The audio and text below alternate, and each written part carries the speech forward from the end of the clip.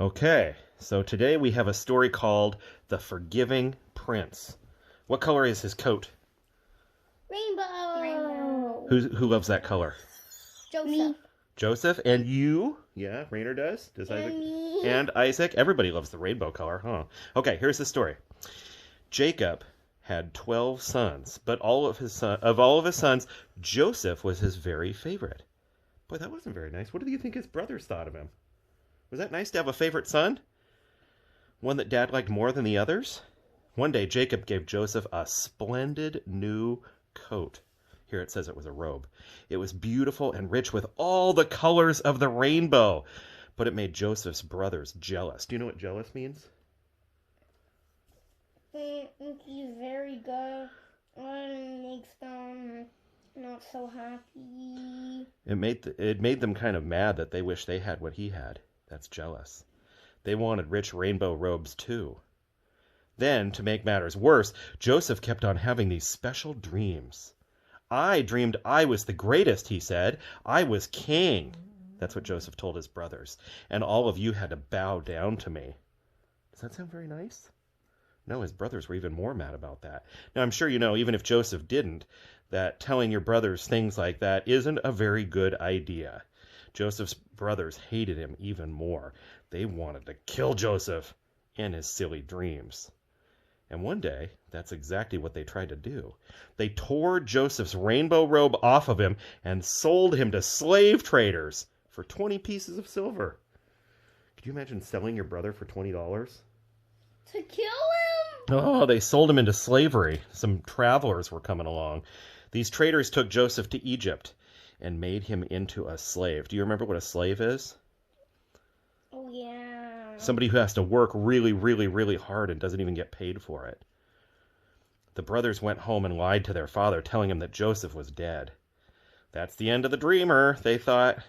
But they were wrong. God had a magnificent dream for Joseph's life, even when it looked like everything had gone wrong. God could use it to help make his dream come true. God would use everything that was happening to Joseph to do something good. Meanwhile, things were not looking good for Joseph in Egypt. He was far from home, far from his dad, and then he got blamed for something he didn't even do. And even though he had done nothing wrong, he was punished and thrown in jail. But God didn't leave Joseph alone. God came and visited Joseph.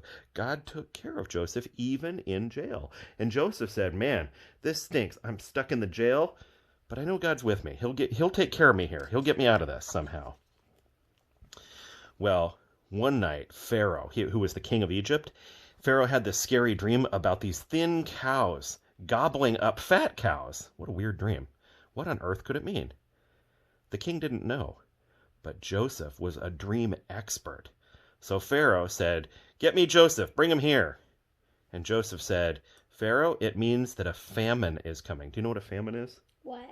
A famine is a time when there isn't enough food for everybody to eat, and people are really, really hungry because there isn't enough food for everyone. There won't be enough food, Joseph explained.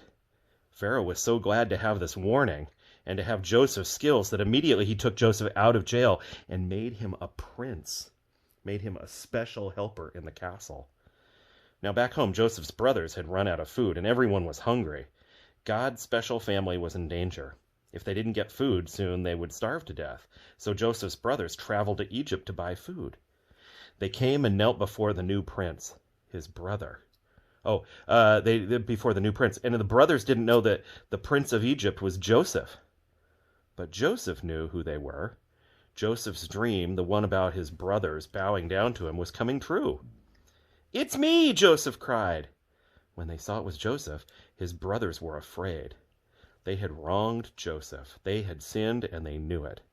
Now Joseph would certainly punish them. They thought Joseph wasn't going to give them any food. They really needed food, and they thought, "We were so mean to you, you're not going to be nice to us."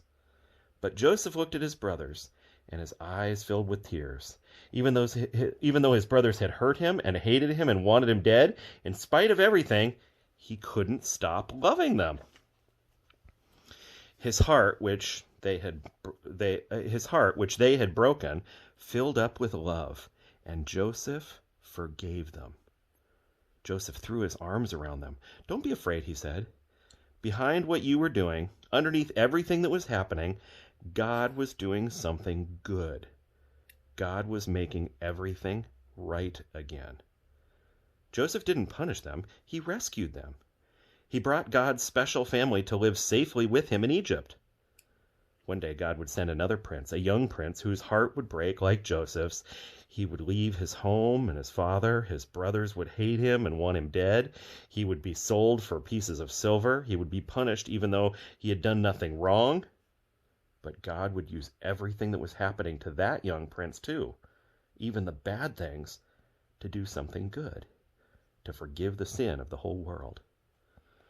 So it's a good reminder that even when sometimes when somebody does something mean, that God can still use it for good, and that we can still be nice to people, even when they're mean to us. We can forgive them. So you guys have to do that all the time, don't you? You guys drive each other nuts sometimes. Yeah, but that cow dream was a bit weird. That was a weird cow dream. Do you guys ever have weird dreams? Yeah. Yeah, sometimes you have weird dreams. I never get a weird dream. You never get weird dreams? Oh, well, that's good. Oh, Joseph can tell what dreams can be a sign of. Yeah, Joseph. If Joseph were here, he could tell you what your dreams mean. That's right. All right, well, that's our story for today. So that's how he told who